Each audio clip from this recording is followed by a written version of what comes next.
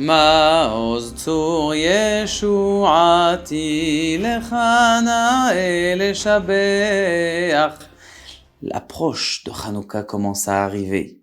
Il y a le Baal Shem Tov qui dit à son épouse, alors qu'il avait l'habitude de partir une semaine et revenir que le Shabbat. En effet, le Baal Shem Tov a pour Avodat Hashem, service divin, que d'aller parler à Kadosh Baruch Hu, de parler à Dieu dans la forêt pendant une semaine entière. Il allait parler à Kadosh Baruch Hu. Il mangeait pas, il prenait qu'un petit sandwich comme ça et il allait parler à Kadosh Baruch Hu dans les forêts, parce qu'il dit que la présence divine depuis l'exil, eh bien, elle s'est faufilée dans des endroits qui sont improbables et des étincelles divines, elles sont parties dans les forêts.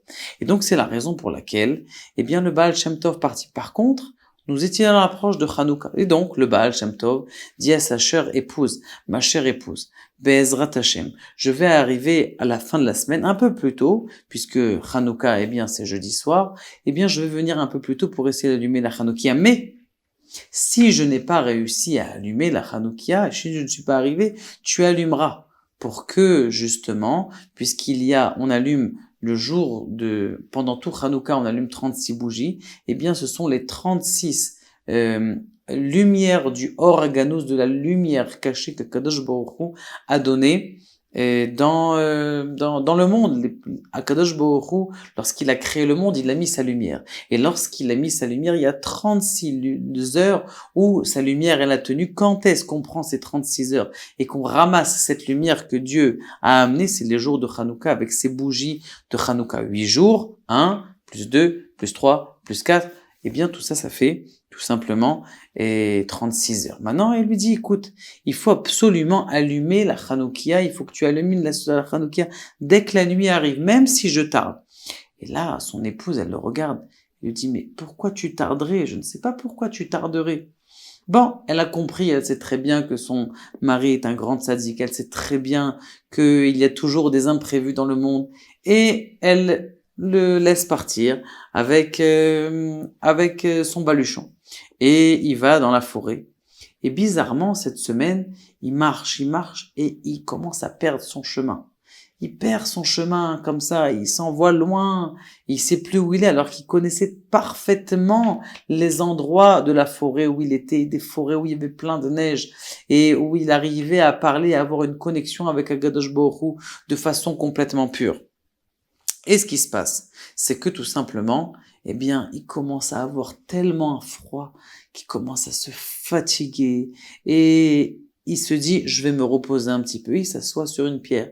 Il commence à s'asseoir sur une pierre et il se repose comme ça, un petit peu perdu. Bien sûr, évidemment, il n'a aucun abandon, il n'a aucun sentiment d'insécurité, mais ce qu'il fait tout simplement, c'est qu'il se met sur cette pierre, il s'assoit pour se reposer un petit peu. Et là, il commence à s'assoupir, il s'endort et il a de la peine parce que il sait très bien que c'est Hanouka maintenant et qu'il doit rentrer chez lui avec son épouse pour allumer la Hanoukia, pour allumer la lumière à l'heure.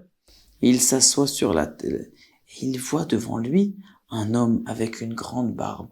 Un homme qui vient le voir et lui pose la question, Rabbi, qu'est-ce que vous faites ici dans cette forêt complètement vide? Alors il dit, tu sais qui je suis? Je suis Yehuda de Modine.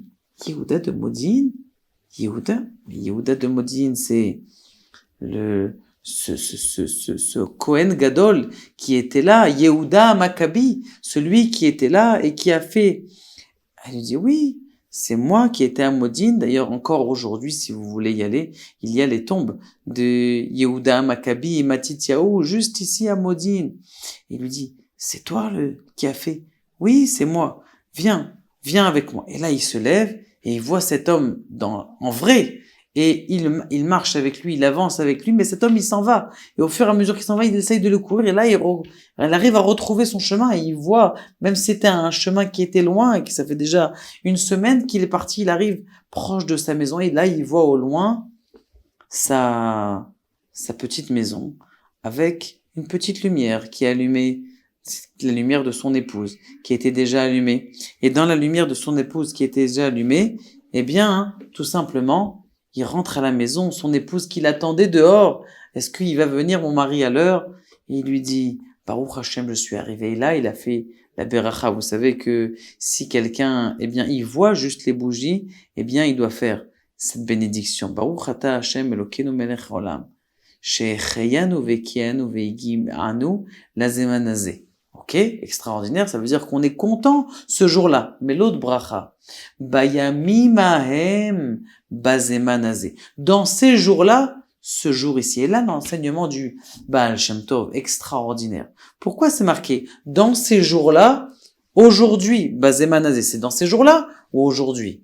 Eh bien là, lui, le Baal Shem Tov, il avait bazeman hazeh. Ça veut dire quoi bazeman hazeh? C'est-à-dire qu'aujourd'hui, il a vu Yehuda Maccabi. C'est vrai qu'il était à l'époque, mais lui, il l'a vu de ses propres yeux. Il avait cet enseignement, c'est ça la force du Baal Shem Tov. Cette grande force du Baal Shem Tov, c'est que il arrivait à amener les choses qui sont passées devant lui, à essayer d'imaginer, de ramener tous les événements proches de lui, tellement il a voulu voir Yehuda Maccabi.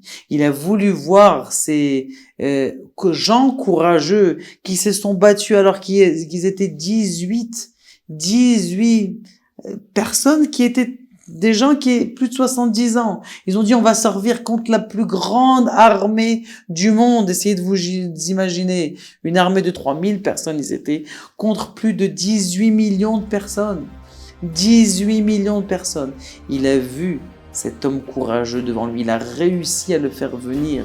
Il a fait réussir à le faire venir. Et c'est ça ce qu'il a compris cette fois. Bayamim ahem.